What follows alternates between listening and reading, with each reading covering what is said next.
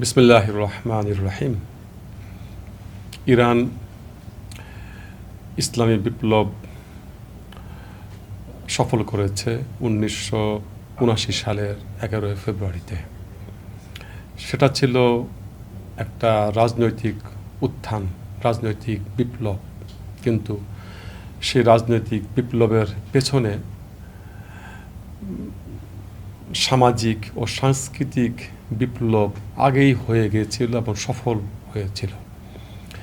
যদি একটা জাতিকে তার রাজনৈতিক আদর্শ নিয়ে এগোতে হয়, অথবা অন্য কথায় বলতে চাই, রাজনৈতিক কোনো আদর্শ দিতে হয়, তাহলে তাকে অবশ্যই সাংস্কৃতিক জগতে এবং ধর্মীয় জগতে তাকে আগের থেকেই কাজ করতে হয়।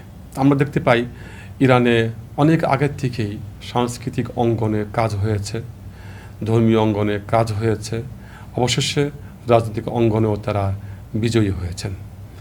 এরপরে রাজনৈতিক পরিবর্তনের পরে তথা বিপ্লব হওয়ার পরে রাজনৈতিক পরিবর্তনের মধ্যেও আমরা দেখতে পাই ধর্মীয় প্রভাব, সাংস্কৃতিক প্রভাব, সামাজিক প্রভাব। এরই মাধ্যমে গড়ে উঠেছে ইরানি ইসলামী বিপ্লবের নেতৃত্ব। ইরানি ইসলামী বিপ্লবের সরকারগুলোর মধ্যে বিভিন্ন সময়ে আমরা বিপ্লবী চেতনার কম বেশি দেখতে পাই, কিন্তু ইরানের নেতৃত্বের মধ্যে কখনো বিপ্লবী চেতনার কম বেশি দেখি নাই। বরং ইরানি ইসলামী বিপ্লবী চেতনার মধ্যে তারা আরও চেতনাকে আরও বাড়িয়ে দিয়েছেন, জনগণকে উদ্বুদ্ধ করেছেন, অনুপ্রাণিত করেছেন। আমরা বাংলাদেশি হিসাবে ইরানিদের কাছ থেকে বিভিন্ন বিষয়ে অনুপ্রাণিত হই।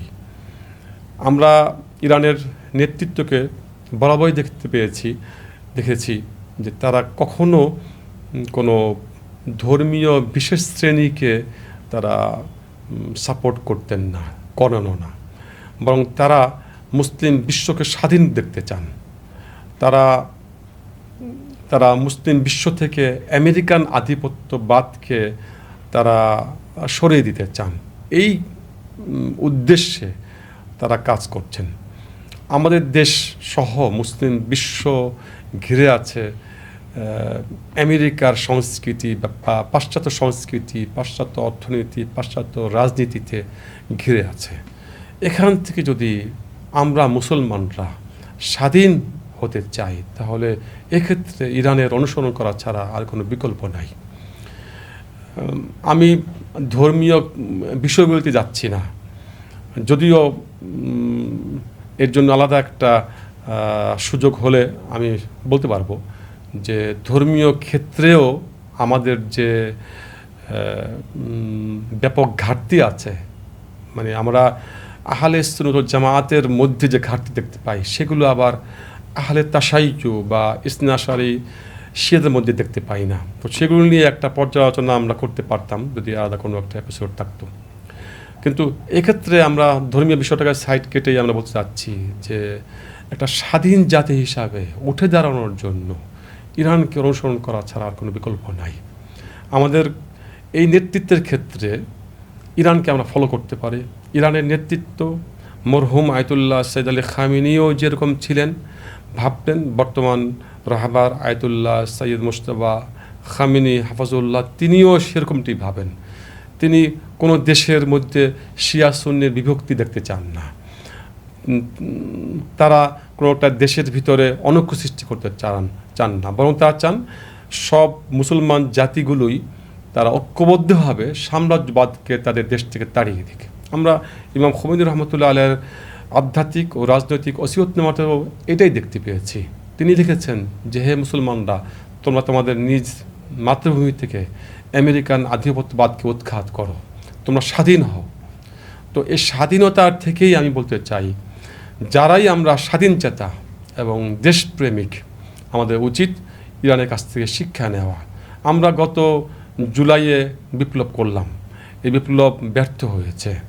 গত 1.5 বছরের মধ্যেই আমরা দেখতে পেয়েছি যে জুলাই বিপ্লবের যে লক্ষ্য উদ্দেশ্য ছিল তা পূরণ হয় নাই, বরং তা ছিনিয়ে নিয়ে গেছে অন্যরা।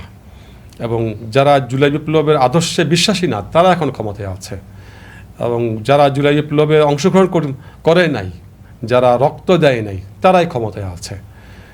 তো এই বিষয়েও যদি ইরানকে ওই সময় ফলো করত, তাহলে কিন্তু এরকম হাতছাড়া হতে পারতো না। বা যারা ইরানকে বুঝেছে, ইরানের রাজনীতিকে বুঝেছে, ইরানের পলিসিকে বুঝেছে, তাদের সঙ্গে যদি একটু পরামর্শ করতো, তাহলে কিন্তু এই জুলাই বিপ্লব হাতছাড়া হতো না।